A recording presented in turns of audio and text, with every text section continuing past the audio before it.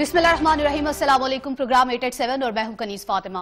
नाजरीन, आज अपने प्रोग्राम में जो हम डिस्कशन का हिस्सा बनाने जा रहे हैं, ये वो चीज है जिसको शायद हुकूमत की तरफ से नजरअंदाज किया गया, बल्कि सबसे ज्यादा नजरअंदाज किया गया अगर ये कहेंगे तो ये बुरी बात नहीं होगी। तो नाजरीन, हम बात करने जा रहे हैं कि कोविड-19 स्टार्ट हुआ, जिसकी वजह से पूरे मुल्क को शटडाउन कर दिया गया, पूरे मुल्क को बंद कर दिया गया, लॉकडाउन कर दिया गया, बिजनेसेस ठप हो चुके, कारोबार बंद कर दिए गए, मॉल्स बंद कर दिए गए, छोटे ताजिर वो भी सबसे ज्यादा मुतासिर हुए। अब हम आज जो बात करेंगे वो इससे एक मजदूर तबका तो मुतासिर हुआ ही है, लेकिन जो ताजिर बरादरी है वो भी इससे सबसे ज्यादा मुतासिर हुई है। और फिर उनकी जानिब से पहले तो इंतजार किया गया कि लॉकडाउन चलो 5 तारीख का है, क्योंकि हुकूमत की तरफ से ऐलान किया गया था कि लॉकडाउन को 5 तारीख तक रखेंगे। फिर उसके बाद उन्होंने कहा कि 14 तक रखेंगे, तो उसके बाद फिर 14 तक इंतजार किया गया ताजिर बरादरी की जानिब से। फिर उसके बाद उन्होंने कहा कि ठीक है, यहां तक अगर मामलात रहते हैं तो ठीक है, इंतजार किया गया आगे हुकूमत क्या इनिशिएटिव लेगी।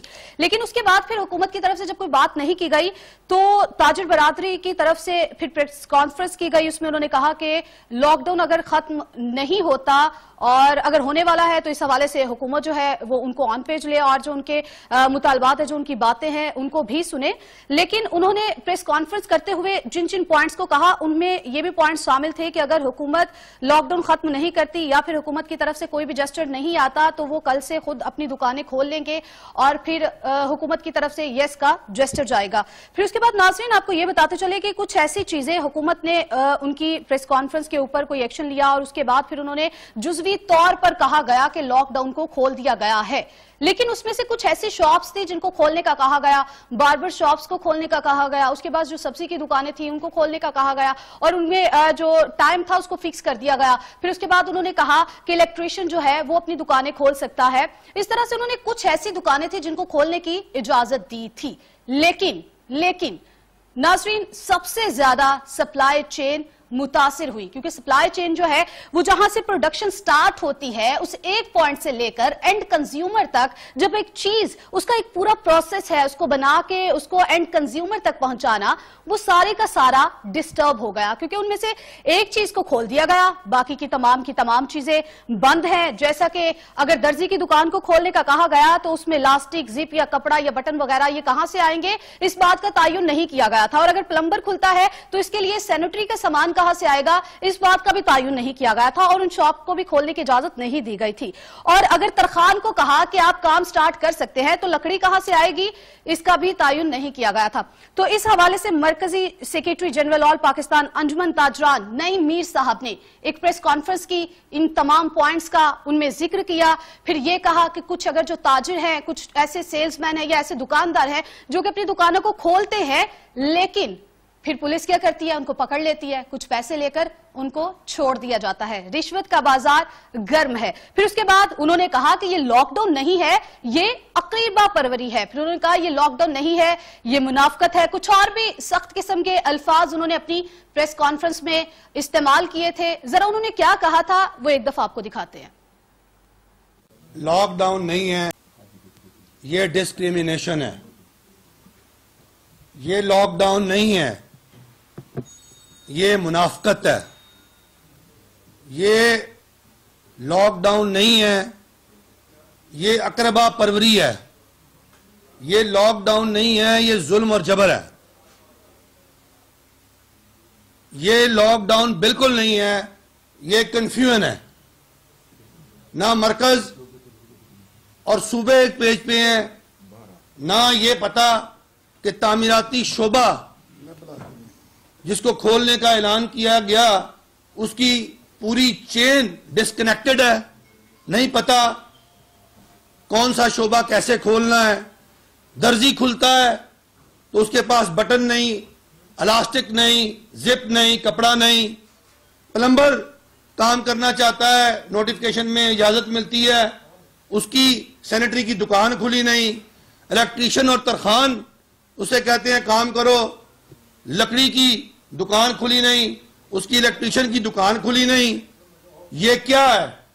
ये पूरे मुल्क के ताजरों के साथ एक मजाक है। ये पूरे मुल्क के ताजरों का इस्तेहसाल है। मैं इस इस्तेहसाल पर, इस जुल्म पर हर फोरम पे आवाज तो उठा रहा हूं, लेकिन ये यू टर्न हुकूमत है।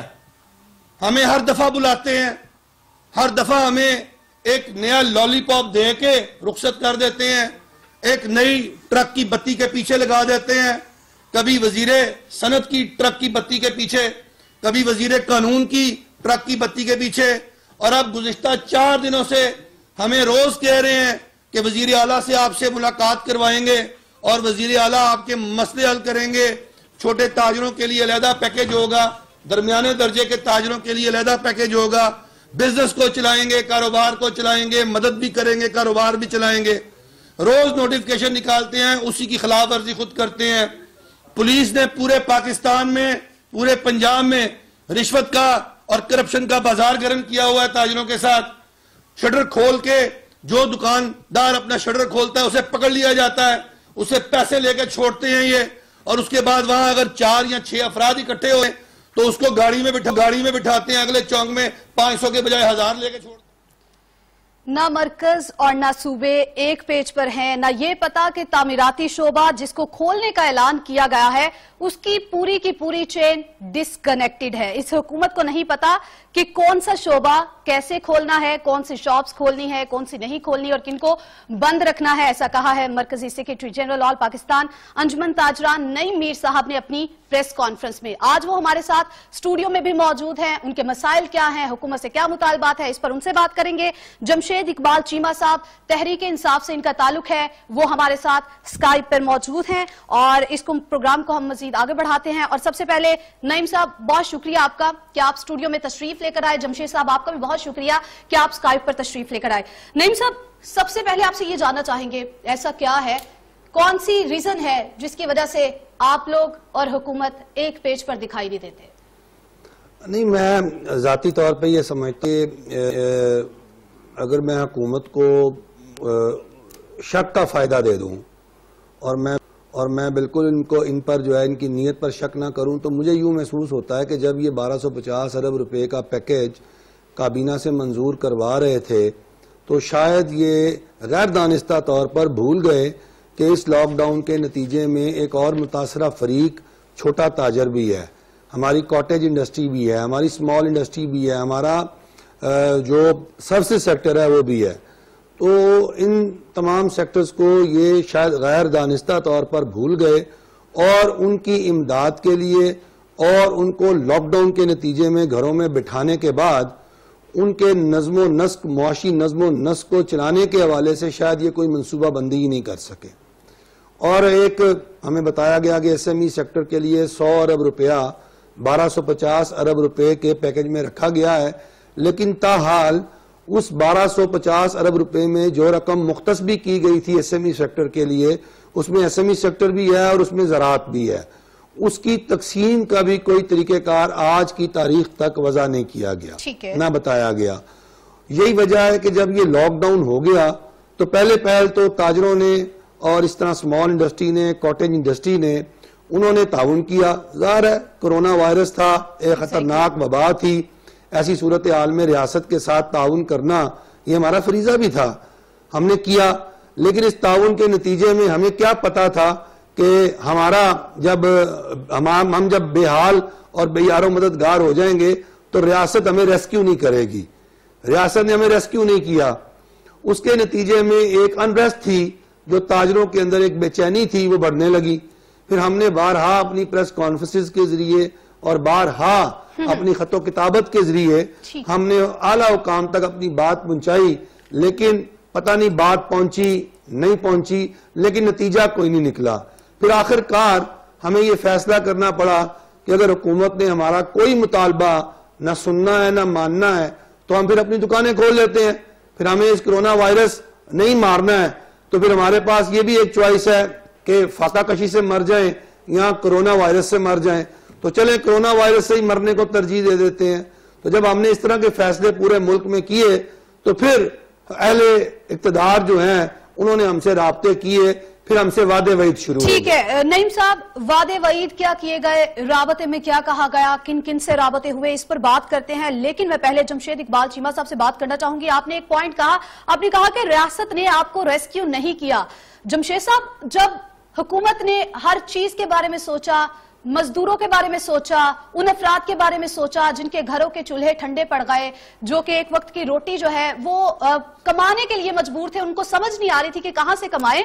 वहां पर रियासत ने इस एक जो हमारा तबका है, ताजिर बरादरी जो है, इसको क्यों नहीं देखा, क्यों नहीं इसको रेस्क्यू किया, क्यों इग्नोर किया गया? बिस्मिल्लाहिर्रहमानिर्रहीम। पहली बात तो ये कि जो नईम मीर साहब बात कर रहे हैं कि कोरोना था या मसाइल थे, हेल्थ का डर था, वो था नहीं, अभी तक है। अभी आप कह लें कि पीक इज देयर, मतलब अभी आनी है कोरोना की, कोरोना अभी बढ़ रहा है और खतरा मौजूद है। दूसरी जो बात है कि ये जो इशू है ताजर का, वो वाकई बड़ा जेन्युइन इशू है कि ताजर की बहुत बड़ी इनकम नहीं है। आप कह लें जो छोटा ताजर है, कोई 2000, 1000, 3000, 5000 रुपए डेली कमाता है, तो जो 2-3 हजार रुपए डेली कमाता है बंदा, अगर उसकी इनकम रुक जाए तो उसके लिए वाकई मुश्किल हालात होते हैं, इसमें कोई शक नहीं है। और बड़ा मैक्सिमम जो तबका है ताजर का, वो छोटा ताजर है या दरमियाने दर्जे का ताजर है। बट इशू ये है कि जिस रियासत को हम कह रहे हैं कि उसे कुछ करना चाहिए, उस रियासत के पास वसाइल बड़े आप कह लें कि महदूद हैं, और उसका सबसे ज्यादा जो हकदार है उन वसाइल का, या अगर कोई फेवर आती है, सपोर्ट आती है, तो वो आप कह रहे हैं जो गरीब, मतलब गरीब तरीन है, गरीब तर भी पीछे है, और जो मिडिल क्लास है, हक तो मिडिल क्लास का भी बनता है। बट क्या आपके गरीब जो हैं वो सर्व होने के बाद ही बनेगा ना मिडिल क्लास का हक जो है? तो अगर गरीब तरीन तबका जो सिर्फ रोटी और सेहत की बात है जो नहीं पूरी कर सकता, सबसे पहला हक उसका है।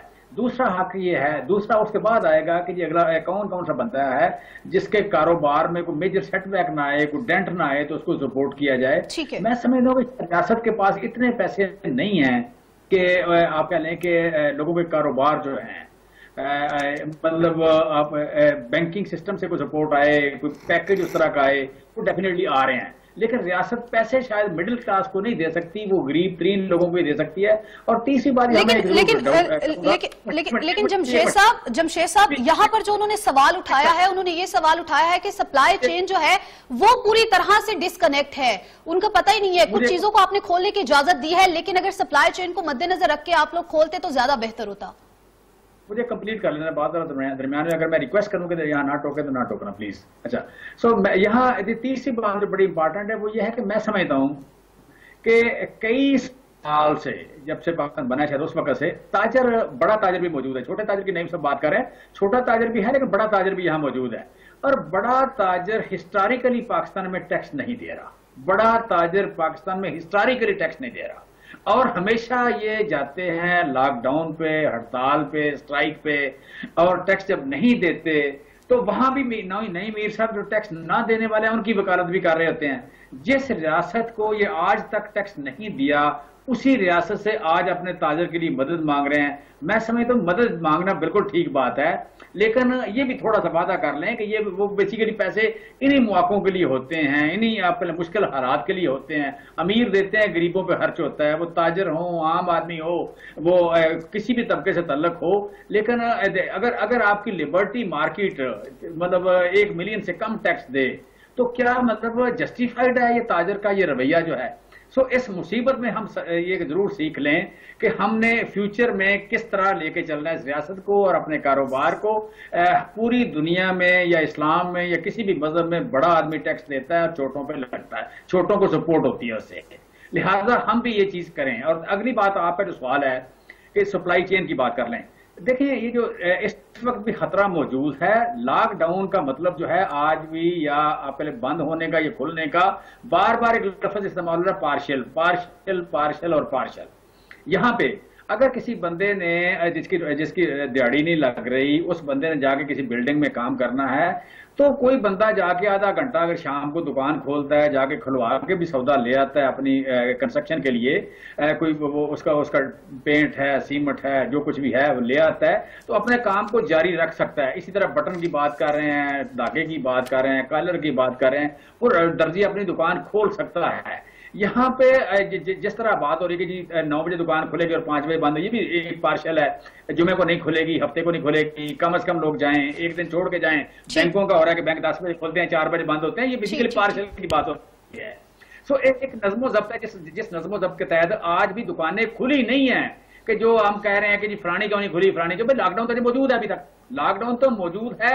आप पार्शली खोल रहे हैं उन तबकात के लिए कि जो आइसोलेशन में कहीं अलहदा बैठ के अकेले काम कर सकें, कर लें काम और अपनी जिंदगी की डोर जो है उसे बरकरार रख सकें। गवर्नमेंट अगर इतना बड़ा पैकेज देने के बाद भी सिर्फ लोगों तक 12,000 रुपए पहुंचा है तो 12,000 रुपए उनका कितनी देर निकालेगा?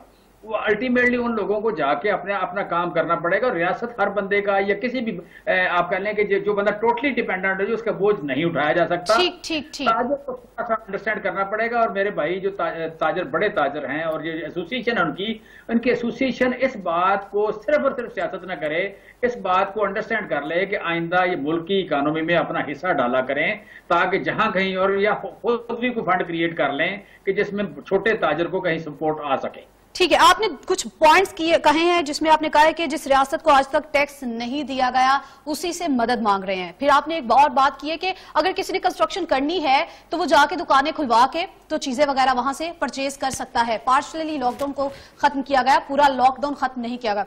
क्या कमेंट करेंगे मीर साहब? नहीं, ऐसे नहीं है, चीमा साहब की मालूमात दुरुस्त नहीं है। दुकान जो है वो जिसको भी खोला जाता है वहां पुलिस आ जाती है और फिर वहां पे जो है वो लेन देन शुरू हो जाता है। चूंकि ये सारी कंफ्यूज सूरत हाल है तो इस सूरत हाल के अंदर फिर जुल्म और जबर का और इस्तेहसाल का शिकार वही तबका होता है ना, जिस तबके को ये सपोर्ट करना चाह रहे हैं, यानी दिहाड़ीदार, किसी तरखान, किसी मजदूर, किसी अपना इलेक्ट्रीशियन को, किसी प्लम्बर को। तो फिर वो तबका जो है वो बेचारा पैसे देता है और वो अपना पैसे दे के सौदा अपना लेके जाता है। तो ये एक अजीब सी सूरत हाल है, इससे निकलना होगा।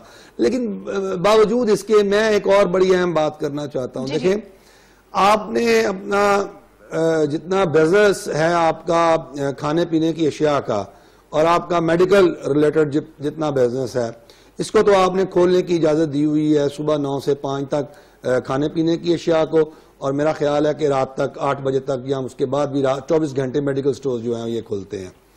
अब मैं ये जानना, जी सर क्या फरमाया? जी सर, ये नहीं है कि टेप घर से ले जाने के लिए है। हाँ जी, हाँ जी, वो नहीं सर, ये ग्रोसर्स की बात कर रहा हूँ, स्टोर्स की बात कर रहा हूँ, मैं उनकी बात कर रहा हूँ। अच्छा, अब आप मुझे ये बताएं कि जो SOPs हैं कोरोना के, क्या वहां पे फॉलो हो रहे हैं? क्या आपकी सब्जी मंडियों में, आपकी फ्रूट मंडियों में SOPs फॉलो हो रहे हैं? SOPs हैं क्या? सिर्फ ये कि हमने एक जो फासला है, जिस्मानी फासला, इसे समाजी फासला नहीं कहना चाहिए बल्कि फिजिकली जो फासला है एक दूसरे से 6 फीट का बरकरार रखना है, क्या ये 6 फीट का फासला जो है आपके तमाम स्टोर्स पर बरकरार हो रहा है, मंडियों में बरकरार हो रहा है? नहीं हो रहा। आप जहां पर राशन तकसीम करते हैं, अभी आप देख लें कि ये रेलवे के जो कुलीज हैं, इनको कुलियों को आपने राशन तकसीम किया, वहां पर उनको कैसे बिठा के आपने राशन तकसीम किया? मसला ये है कि ये जो SOPs आप बता रहे हैं, इन SOPs पर, उन खुले सेक्टर्स पर भी आप अमल दरामद नहीं कर रहे। और आप जिन लोगों को पैसे तकसीम कर रहे हैं 12,000 रुपया, आपका जो एहसास प्रोग्राम है, वहां पर क्या हालात हो रहे हैं और किस तरीके से आपके SOPs वायलेट हो रहे हैं? तो जो सेक्टर्स आपने खोले हुए हैं वहां पर भी आपसे SOPs जो है वो अप्लाई नहीं हो रहे, और हमें आप ये कह रहे हैं कि जी आप ये करें कि हमें SOPs बना के दें। हम आपको कौन से SOPs बना के दें भाई?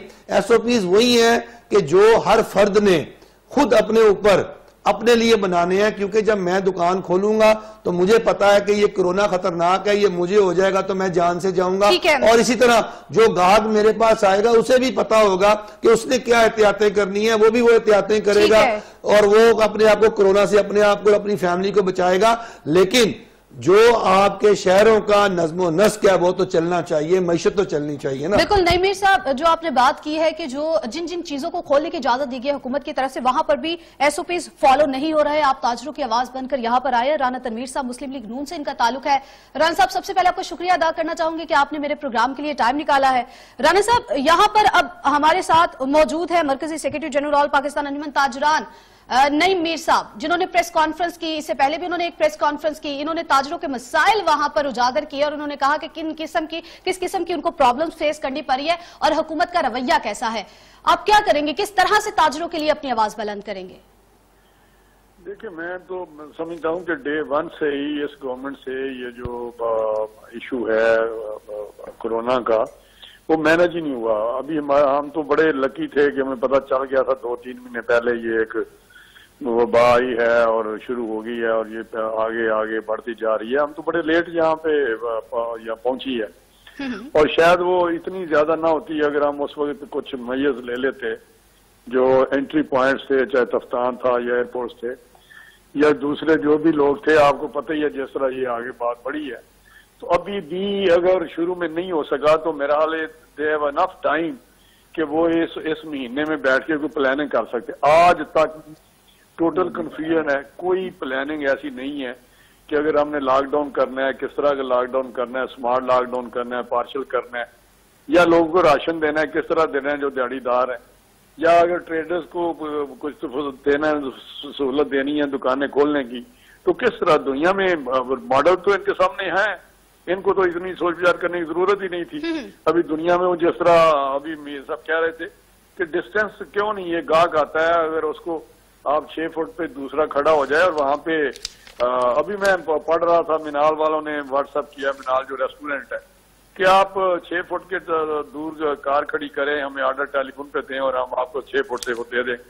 तो ये चीजें मैनेज हो सकती थी, लोगों को राशन पहुंचाया जा सकता था। अभी जो बातें हुई हैं, आप लारी अड्डे की हालत देख लें, आप रेलवे स्टेशन की हालत देख लें, आप बाकी जहां पे कोई छोटा मोटा फंक्शन, अभी मैं देख रहा था किसी डीपीओ का तबादला हुआ है तो उसको जिस तरह शानो शौकत से विदा किया गया है, वहां पे बैंड बाजा और सारा एक जुलूस की सूरत में, तो ये क्या हो रहा है। तो जब ये चीज होती है तो लोगों को कंफ्यूजन आता है। जो लोग चाहते हैं कि हम इससे लॉकडाउन को माने और उसके मुताबिक चले, वो भी थोड़ा सा उनको भी कंफ्यूजन हो जाता है कि लॉकडाउन तो है कोई नहीं, हर कोई अपनी मर्जी कर रहा है। शुरू में अगर आप देखें तो सारे तबकात ने, जितने भी सेक्शन ऑफ सोसाइटी थे, उन्होंने गवर्नमेंट को फुली सपोर्ट दी। हत्ता के उलमा ने फतवे दिए कि बिल्कुल जो गवर्नमेंट कह रही है ठीक है, नमाज इस तरह पढ़नी चाहिए, इस तरह पढ़नी चाहिए, इस तरह नहीं पढ़नी चाहिए।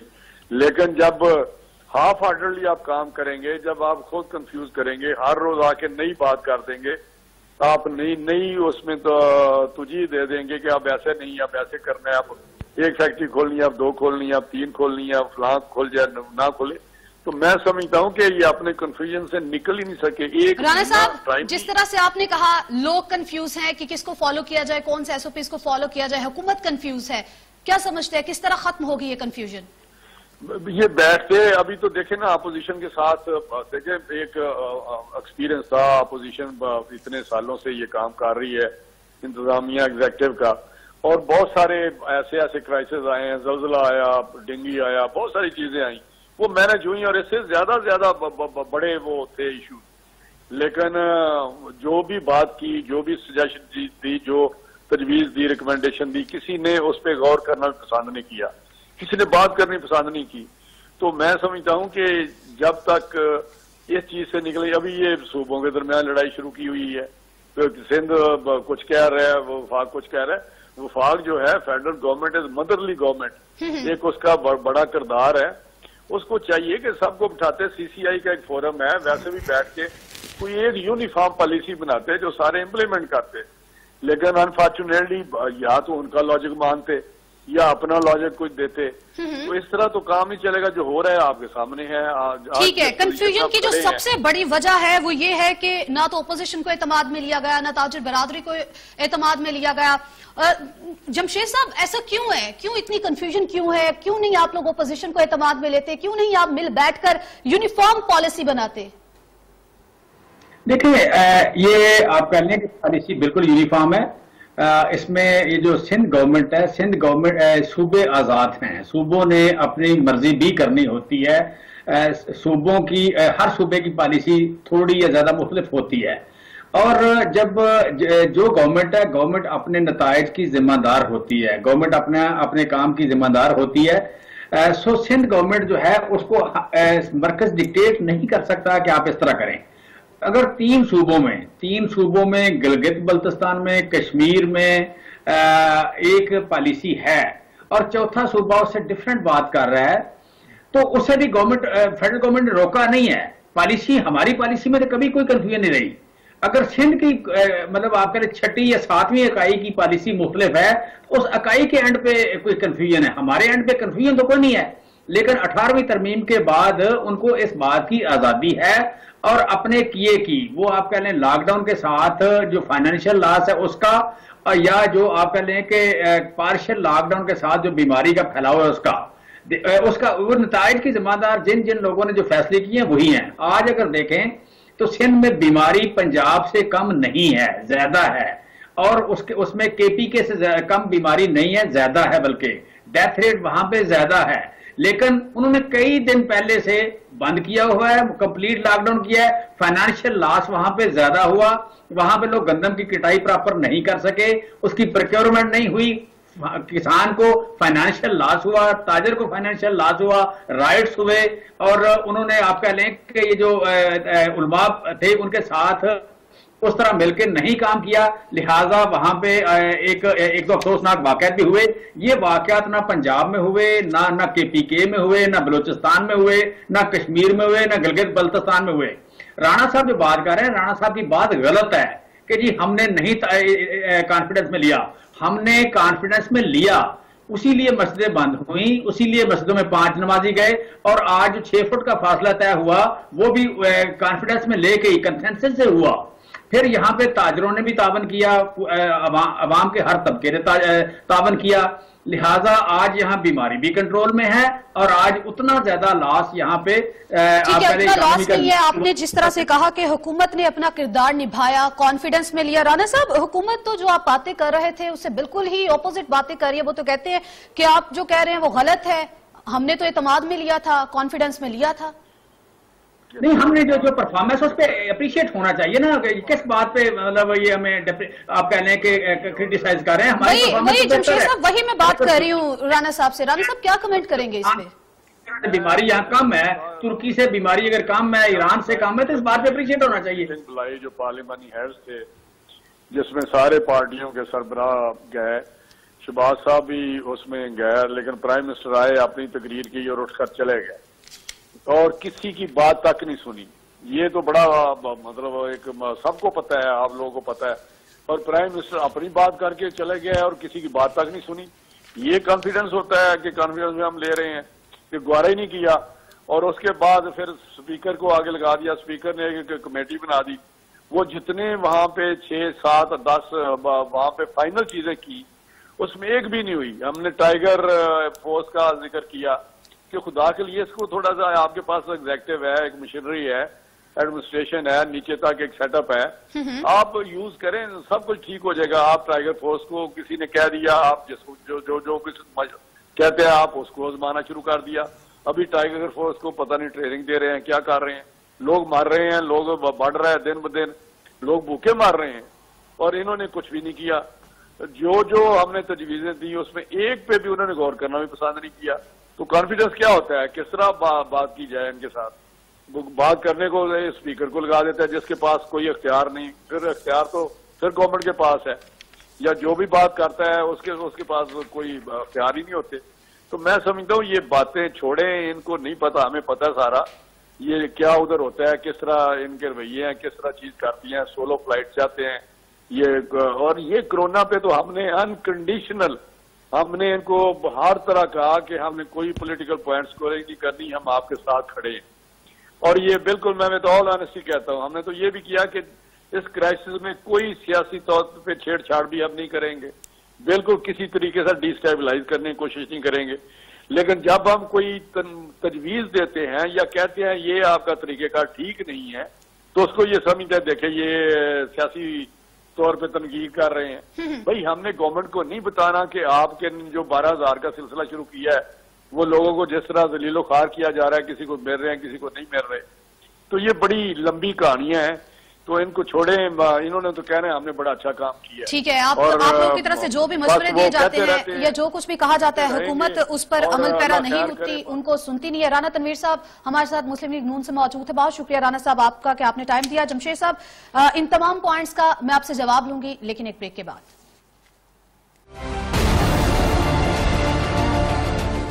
Welcome back. तो नाज़रीन, हम बात कर रहे थे कि आया तमाम पार्टीज जो हैं वो एक पेज पर क्यों नहीं है, उसके अलावा जो ताजिर बरादरी जो है उसको ऑन पेज क्यों नहीं लिया गया, इस पर हम बात कर रहे थे। राना तनवीर साहब ब्रेक से पहले हमारे साथ मौजूद थे। उनका कहना था कि हुकूमत जो है वो तो हमें कॉन्फिडेंस में लेती ही नहीं है, जो भी हमको मशवरा दिया जाए, जो भी बात की जाए उसके ऊपर वो उसको हवा में उड़ा देते हैं। और फिर उसके बाद जिस तरह से 12,000 रुपए के लिए अवाम को जलीलो खार किया जा रहा है, ये स्ट्रेटजी ठीक नहीं है। जमशेद साहब, इस पर आपसे जवाब लेना चाहेंगे, क्या आप रिस्पॉन्ड करेंगे? देखिए, राणा साहब की सच्ची बात है, मुझे नहीं समझ आती कितने नाजुक मिजाज हैं कि अगर एक बंदा घर में बैठा हुआ मैसेज करता है जी मैं हकदार हूं और ये मेरा शनाख्ती कार्ड है, ये मेरा नंबर है, तो मैं हकदार हूं, और उसके बाद सर्वे होके या उसका बाकायदा नादरा या आप कह लें कोई डिपार्टमेंट्स जो हैं सर्वे वाले रिसर्च करके बताते हैं हकदार है, और उसको घर बैठे मैसेज आता है कि फलां दिन आना, आके अपने पैसे ले जाना, तो वहां पे उसको लाइनों में बैठाया जाता है 6-6 फुट के फासले पे, और वहां से एक काउंटर पे अपना अंगूठा लगा के पैसे ले जाता है। इस तरह की कभी बाइज्जत तरीके से कभी पैसे मिले हों? यहाँ तो चेयरमैन पैसे खा जाते थे, यहाँ काउंसलर खा जाते थे, यहाँ नवाज शरीफ खा जाता था, यहाँ पे शहबाज शरीफ और उसकी बेटी, और ये मतलब जल्जले के पैसे, सैलाब के पैसे, बिशाम जल्जले के पैसे खाए गए, यहाँ पे ये जो 2008 में जल्जला है उसके पैसे खाए गए। ये रिवाज था। और लोगों को जिस तरह ये राशन बांटते थे, जिस तरह आप कह लेंगे देगें लेके और ये काले बूट पहन के, तारीख में बिल्कुल मुख्तलिफ होगा। और आज भी राणा साहब को अगर इसमें इतराज है, दूसरी बात है, मैं समझ इतने दलेर हो गए, ये इतने दलेर हैं कि ये जो डींगी आया, डींगी भी ये था कि डींगी दुनिया में 1990 में आया या लेट 80 में आया। यहाँ जब पाकिस्तान में आया तो 2009, यहाँ पाकिस्तान में आने से पहले ये 20 साल पुरानी बीमारी थी। 20 साल इसकी हर चीज तय थी, इसके स्टैंडर्डाइज थे, सेट थे, इसकी दवाइयां मौजूद थी, मच्छर मारने की दवाइयां मौजूद थी, प्रोसीजर मौजूद थे। फिर भी 3,500 बंदा डेंगू से मर गया। लाहौर के सारे अस्पताल भर गए। लाहौर में किसी को खून देने वाला नहीं था, यहाँ पे वेंटिलेटर नहीं थे, कोई चीज नहीं थी। और उसका भी जिस बीमारी का पूरी पुरानी बीमारी थी दुनिया में 20 साल पुरानी, उस बीमारी से 3,500 बंदा मर गया। और राणा तनवीर जैसे बंदे, शहबाज शरीफ जैसे बंदे, मुस्लिम लीग नून के 80-80 साल के बूढ़े बंदे, पुराने पार्लियामेंटेरियन जब खड़े होके सीना तान के कहते हैं कि हमने डेंगू कंट्रोल, तो भाई आपसे ज्यादा नालायक कौन है कि 20 साल पुरानी बीमारी। लेकिन जमशेद साहब उस पर कंट्रोल तो पा लिया था, इस तरह से इतना नुकसान तो नहीं हुआ था जितना अभी कोरोना से हो रहा है। लोग हैं, आप झूठ बोलते हैं कि आपने डेंगू को कंट्रोल किया। आप डेंगू में पूरी तरह फेल हुए। एक नॉन बीमारी, पुरानी बीमारी से 3,500 बंदा मर गया। आपको शर्म आनी चाहिए बात कहते हुए कि हमने डेंगू कंट्रोल किया। आपका क्या तजर्बा था? आपने तो इस मुल्क को, आप कह लें कि लोगों को डेंगू के रहमो करम पे छोड़ दिया। सो इस फेलियर ये तारीख में लिखे, इसी तरह लिखा जाएगा कि डेंगू का control was a failure, it was not a success. ठीक है जमशेद साहब, तारीख में क्या लिखा जाएगा, किसने किसको कंट्रोल किया, कैसे कंट्रोल किया, कौन सी ऐसी चीजें हैं जिनको निगलेक्ट किया गया, ये तो तारीख में वाकई ही में लिखा जाएगा। मीर साहब, आपने अपनी प्रेस कॉन्फ्रेंस में एक और बात की थी कि तामीराती शोबा तो खोल रहे हैं लेकिन इनको पता ही नहीं है कि प्रॉपर डिस्कनेक्टेड चेन है। इस हवाले से मतलब आपसे बात करना चाहेंगे, ऐसी कौन कौन सी चीजें हैं जो डिस्कनेक्टेड हैं? देखें, पहली बात तो यह है कि जो तामीराती शोबा है ना, वो अकेला तो आपने खोलना नहीं है, वो तो डिस्क्रिमिनेशन हो जाएगी। ये एक इम्तियाजी बात है ना कि आप एक शोबा खोल दें, क्योंकि वहाँ तो जो आपके SOPs हैं वहाँ आप समझते हैं कि तामीराती शोबे में SOPs जो हैं वो आपके लागू हो चुके हैं और दीगर शोबों में SOPs लागू नहीं है। तो कारोबार तो आपको सारे का सारा ही खोलना पड़ेगा। ये नहीं मुमकिन कि आप एक शोबे को खोलें दूसरे को ना खोलें। और इसी तरह तामीराती शोबे की जो पूरी चेन है उसमें आपको आपकी पोर्ट्स हैं वो आपको ऑपरेशनल करनी पड़ेंगी, आपकी मैन्युफैक्चरिंग आपको ऑपरेशनल करनी पड़ेगी, फिर आपको अपने जितने भी सेल्स पॉइंट हैं वो सारे के सारे मार्केटें खोलनी पड़ेंगी, और फिर इसी तरह आपके डिस्ट्रीब्यूटर्स और होलसेल एजेंट्स जो हैं उन सबको आपको काम पे लगाना पड़ेगा, उनके ऑफिसेज वगैरह सब खोलने पड़ेंगे। तो ये तो एक पूरी चेन है। इस तरह इतनी आसानी से कहना कि तामीराती शोबा खुल जाएगा और वो चलना शुरू हो जाएगा, फिर आप ये देखें कि आपने तामीराती शोबे में एक बहुत बड़ा सेक्टर आपका गवर्नमेंट का सेक्टर होता है। आपने स्टाम्प कहीं से लेने हैं, आपने कहीं अपने प्लॉट की रजिस्ट्रेशन करवानी है, कहीं ट्रांसफर करवानी है, वो आपको अपने गवर्नमेंट के इदारे खोलने पड़ेंगे। तो ये इस तरह नहीं मुमकिन जिस तरह। मीर साहब, अगर हुकूमत नहीं खोलती तो फिर आप लोग क्या करेंगे? आपके पास आखिरी ऑप्शन क्या है? देखिए, मैं बताऊं आपको, देखें बात यह है कि हमने रियासत से ना तसादम करना है और ना टकराना है। लेकिन आपने जो अल्फाज इस्तेमाल किए वो तो तसादुम और टकराव जैसे अल्फाज नहीं, मैं बता रहा हूं ना आपको, हमने तो अपने मसले की शिद्दत को अपने अल्फाज में ढाला है और हमने रियासत को ये बताया कि हम शदीद परेशान हैं और हमारा अब अगला लायामल ये है कि हम अदालतों से रुजू करने जा रहे हैं, क्योंकि अब हमें इस हुकूमत से किसी किस्म की कोई तवक्को इसलिए नहीं है क्योंकि ये हुकूमत जो है ना, ये जो हमने अभी इनके आला हुकाम से मुलाकातें की हैं तो हमें ये एहसास हुआ है कि ये हुकूमत जो है ये चाहती है कि कारोबार खुल जाए, लेकिन ये जिम्मेदारी नहीं लेना चाहती, क्योंकि ये हमें कहते हैं कि आप हमें एसओपीज बना के दें, हम उन पर अमल करेंगे और फिर अगर कोई कोरोना की वजह से कोई मिस ऐप हो जाता है तो फिर जिम्मेदार आप होंगे। ओ भाई, हम कैसे जिम्मेदार होंगे? ये जिम्मेदारी तो पूरी कौम ने उठानी है और कौम के हर फर्द ने उठानी है, हुकूमत ने भी, अपोजिशन ने भी, ताजरों ने भी और खुद पाकिस्तान के हर शहरी ने। तो ये सब ने जब जिम्मेदारी मिलके उठानी है और पाकिस्तान के मीडिया ने सब ने मिलके जब उठानी है तो उसी के नतीजे में हम कोरोना से निजात हासिल कर सकते हैं और इसके खिलाफ इस जंग को जीत सकते हैं। अब यहाँ पर प्रॉब्लम यह है कि हुकूमत के अंदर मुझे कॉन्फिडेंस की बहुत कमी नजर आ रही है और हुकूमत इस जिम्मेदारी को उठाने के लिए बिल्कुल तैयार नहीं है, लैक ऑफ कॉन्फिडेंस है। मीर साहब, 7 न्यूज के इस प्लेटफॉर्म से आपने जिस तरह से बताया कि वजीर आला पंजाब से मुलाकात शायद आपकी होने जा रही है, तो 7 न्यूज के इस प्लेटफॉर्म से हुकूमत से या वजीर आला पंजाब से आप क्या मुतालबात करते हैं? देखिए, मैं तो हुकूमत से सिर्फ एक मुतालबा करता हूं, वो है इमीडिएट रिलीफ का। देखिए, आपको पूरी दुनिया से इमदाद मिल रही है, दोस्त ममालिक भी इमदाद दे रहे हैं और आपको इंटरनेशनल फाइनेंशियल इंस्टीट्यूशंस भी इमदाद दे रहे हैं। ठीक है। और इसी तरह आपने कोरोना फंड बनाया है और उसमें भी हमें मालूम पड़ा है कि वहां पर भी आपने अरबों रुपया इकट्ठा कर लिया है। तो आप मेहरबानी फरमाएं, ये जो वसाइल हैं जो इकट्ठे हो रहे हैं, इनका रुख आप छोटे ताजरों की इमदाद के हवाले से उस रुख को पहले तो मोड़ें, फौरी तौर पर एक इमदादी पैकेज दें जो पूरी दुनिया ने दिया है, पूरी डेवलप कंट्रीज ने भी दिया है, अंडर डेवलपिंग कंट्रीज ने भी दिया है। उन्होंने अपने उन छोटे कारोबार को कहा कि ये लो, इतने पाउंड्स लो, इतने डॉलर्स लो, घर में बैठे रहो, क्योंकि आपने लॉकडाउन कोई सजा नहीं दी, किसी को कैद नहीं दी, ये रजाकाराना तौर पर आपने लोगों को कहा है कि आप अपने घरों में बैठ जाएं वरना बीमारी फैल जाएगी।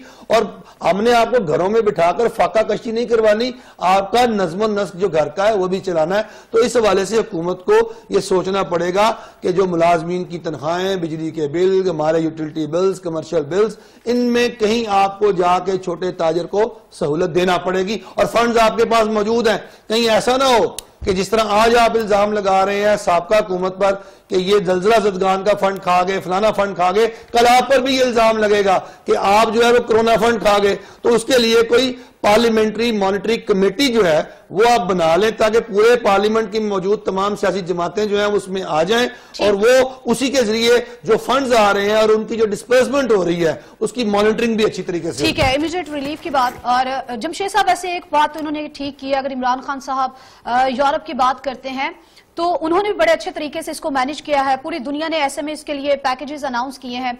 तो हुकूमत के पास जिस तरह से इन्होंने कहा कि फंड्स भी मौजूद हैं, तो फिर आप लोग क्यों नहीं कोई इमीडिएट रिलीफ पैकेज इनके लिए अनाउंस करते? देखिए, अमीर साहब भी बिजनेसमैन है, मैं भी बिजनेसमैन हूँ। बिजनेसमैन के मसाइल तो मौजूद हैं, इसमें तो कोई शक नहीं है।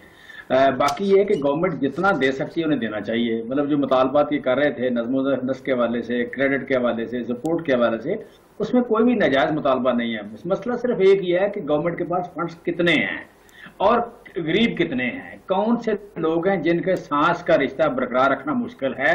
जाहिर पहली तरजीह वो है। उसमें यह नहीं है कि ताजर कौन है और दिहाड़ीदार कौन है, मजदूर कौन है और बिजनेसमैन कौन है, मुलाजिम कौन है, ये नहीं है। बात है कि ज्यादा गरीब कौन है। वो ज्यादा गरीब ताजर भी हो सकता है, वो ज्यादा गरीब आप पहले किसान भी हो सकता है, वो ज्यादा गरीब दिहाड़ीदार भी हो सकता है। सो ज्यादा गरीबों को पैसे जा रहे हैं, जो उससे थोड़े से बेहतर हैं उन पे जाहिर है कि अगर स्टेट के पास फंड्स हों तो उनको भी देगी, अगर नहीं होंगे तो वो चीमा साहब माफी चाहता हूँ, बात काट रहा हूँ, चुटकुला सा है, छोटा सा चुटकुला सा आपके सामने पेश करना है। जी। फिर आपका मतलब ये है कि हम पहले गरीब हों मजीद, यानी आप हमें पहले मजीद गरीब करना चाहते हैं, हमें मजीद बदहाल करना चाहते हैं ताकि हम इतने बदहाल हो जाएं ताकि आप उस ब्रैकेट में फिट आ जाएं, तो ये चाहते हैं आप? मीर साहब, मैं आप में से हूं और मैं आपके साथ हूं। बेसिक बात है कि ये मतलब आप जहां बहुत ज्यादा जरूरत है, अच्छा जरूरत है, मतलब हम वो लोग हैं जिनकी $1500 या $1600 पर कैपिटा इनकम है over the year of 70 years. 70 साल की अचीवमेंट ये है कि आज यहाँ पे पर कैपिटा इनकम $1600 है। दुनिया में यही तकरीबन आप कह लें किसी में 25,000 है, किसी में 30,000 है, किसी में $50,000 पर कैपिटल एनुअल इनकम है। तो जहां पे आपकी इनकम लोगों से 10 गुना या 15 गुना या 20 गुना या 30 गुना कम है, वहां पे ज़ाहिर है आपके पास फंड्स भी वही हैं, लेकिन जो भी हैं वो ईमानदारी से जाने चाहिए और मेरिट पे जाने चाहिए। वो मैं यकीन दिलाता हूं कि मेरिट पे ही जा रहे हैं और गवर्नमेंट अपना मैक्सिमम कर रही है। सो मैं समझता हूं कि यहाँ पे अप्रिशिएट किया जाना चाहिए इस बात को। और दूसरी बात ये कि मीर साहब के मुतालबा ठीक है, गवर्नमेंट जिस लेवल तक भी जा सकती है जाना चाहिए। ठीक है, गवर्नमेंट जिस लेवल तक जा सकती है, गवर्नमेंट अपना बेस्ट लेवल दे रही है हुकूमत की तरफ से, तो ये मौकिफ बार बार सामने आता है कि हुकूमत अपना बेस्ट दे रही है। लेकिन जो दूसरी पार्टीज हैं वो हमें मुतमईन दिखाई नहीं देती, उनकी तरफ से बार बार शिकवे किए जाते हैं, कभी ऑन बोर्ड नहीं लिया जाता, कभी उनके मुतालबात नहीं माने जाते, कभी जो उनकी तरफ से जो तजावीज दी जाती हैं उनको नहीं माना जाता। तो हम हुकूमत को भी कहेंगे कि तमाम पार्टीज को ऑन बोर्ड ले, अवाम के बारे में सोचे, जहां पर आप गरीबों के बारे में सोचे वहां पर आप ताजिर बरादरी के बारे में भी सोचे, क्योंकि उनकी वजह से भी बहुत से गरीबों का रिस्क लगा होता है। दोनों मेहमानों का बहुत शुक्रिया कि आपने मेरे प्रोग्राम के लिए टाइम निकाला। आज के प्रोग्राम से मुझे इजाजत दीजिए, अल्लाह हाफिज।